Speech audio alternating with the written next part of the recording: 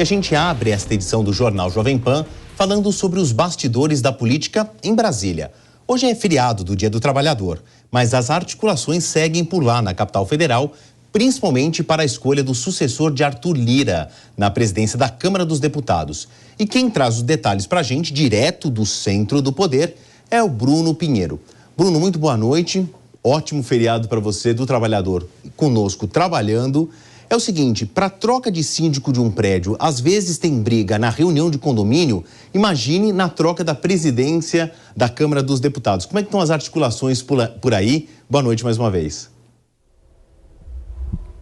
Existe uma expectativa de uma autonomia que é muito maior do que quando assume, né? Ótima noite a você, a quem nos acompanha, sempre uma alegria, uma honra e uma satisfação. Marcelo Favalli, faltando 9 meses para as eleições do Congresso Nacional, tem muita articulação. Conversei com alguns nomes hoje, mesmo que no feriado tem gente de olho nessa articulação. Iniciando nomes da oposição que estão olhando com olhar de lupa para os candidatos ou quem vai receber um apoio do deputado Arthur Lira, que vai assistir o seu sucessor articular no corredores do Congresso Nacional. O deputado Elmar Nascimento, que é da mesma legenda lá do Senado, do senador Alcolumbre, que também está concorrendo e já espera, é colocado como candidato, é eleito como o novo presidente do Senado. A oposição entende que não pode colocar as duas casas, o Senado e a Câmara dos Deputados, nas mãos de uma só legenda do União. Ficaria Alcolumbre no Senado e Elmar Nascimento lá na Câmara dos Deputados. Então,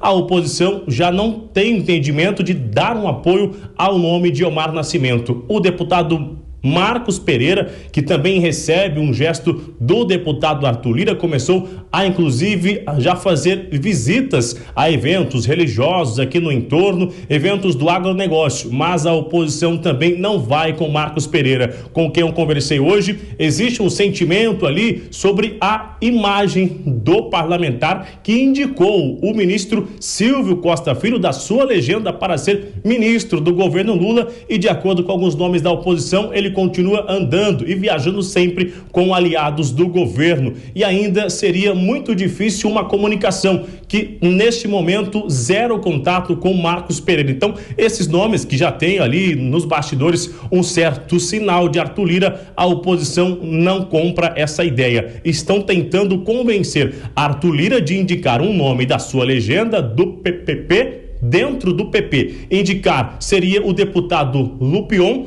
do agronegócio. Eu ouvi o seguinte, que o nome do deputado Lupion une os dois segmentos, o setor do agronegócio e também une o setor, a ala evangélica, que seria um ótimo nome para assumir e ser o sucessor de Arthur Lira, recebendo o apoio da oposição. Mas se Arthur Lira não conseguir chegar a um nome que tenha a simpatia da oposição, o ex-presidente Jair Bolsonaro e Valdemar Costa Neto já têm um entendimento. O candidato, então, será o deputado Altineu, que já é líder lá na Câmara dos Deputados e seria uma chapa, literalmente, com apoio de aliados do ex-presidente, de Valdemar Costa Neto e de outros nomes do agronegócio. Até em setembro é o tempo limite que a oposição vai esperar o sinal de Arthur Lira, que agora nos bastidores tem articulado, mas aos jornalistas ele revela que não tem um candidato ainda escolhido, que não é hora de falar sobre isso, que vai avançar sobre outros assuntos. A escolha acontece em 2025 e a oposição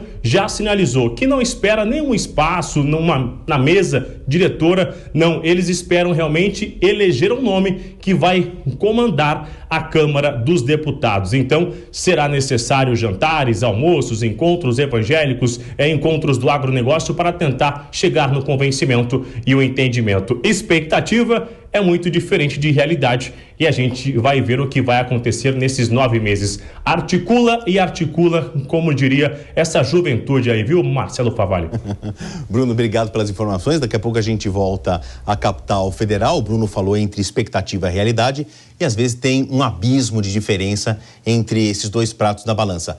Para a gente entender esses 9 meses, essa gestação do novo presidente da Câmara, queria dividir tela aqui com o Vilela, o nosso comentarista de todas as horas, sempre presente. Prazer te reencontrar aqui na bancada do Jornal Jovem Pan, Vilela. Favale, uma boa noite a você, um feliz Dia do Trabalhador a você, a toda a equipe da Jovem Pan e aos que estão acompanhando aqui o Jornal Jovem Pan.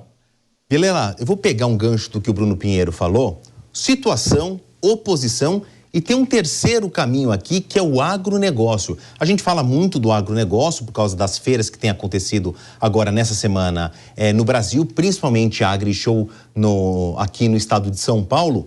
O agronegócio, há muito tempo, é um fator preponderante na economia. E a economia sempre andou de mãos dadas com a política. O agronegócio, nessa discussão que a gente está acompanhando, da troca do presidente da Câmara, é assim tão importante? Olha, do ponto de vista do Legislativo, especialmente da Câmara dos Deputados, a bancada do agro, ela é extremamente significativa e, com certeza, ela tem potencial para eventualmente pender a balança para algum dos lados. Agora, ela não é a única. Quando você trata também da bancada religiosa, ela é importante nesse sentido. A própria base governista, a gente sabe que o governo ele chega pesado, ele chega junto e eventualmente pode cooptar alguns votos, são elementos, são fatores que vão pesar e muito na balança.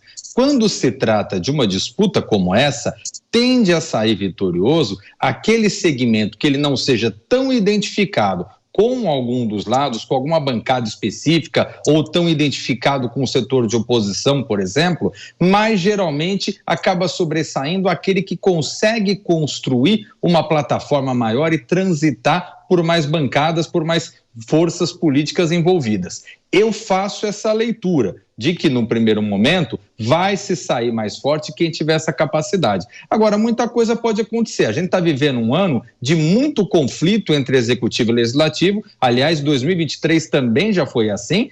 E, eventualmente, um enfraquecimento nessa relação pode fazer com que forças de oposição acabem se mostrando vitoriosas.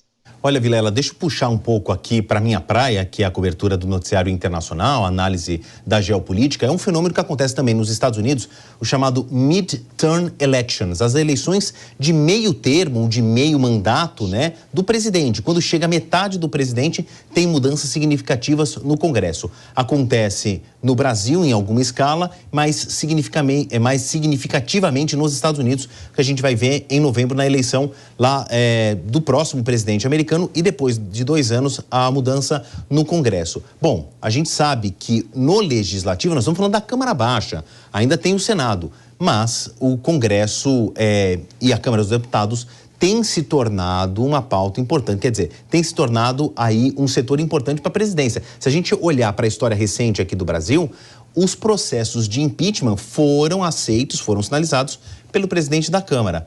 Lula está dormindo mais apreensivo e vai perder noites de sono nesses 9 meses aí?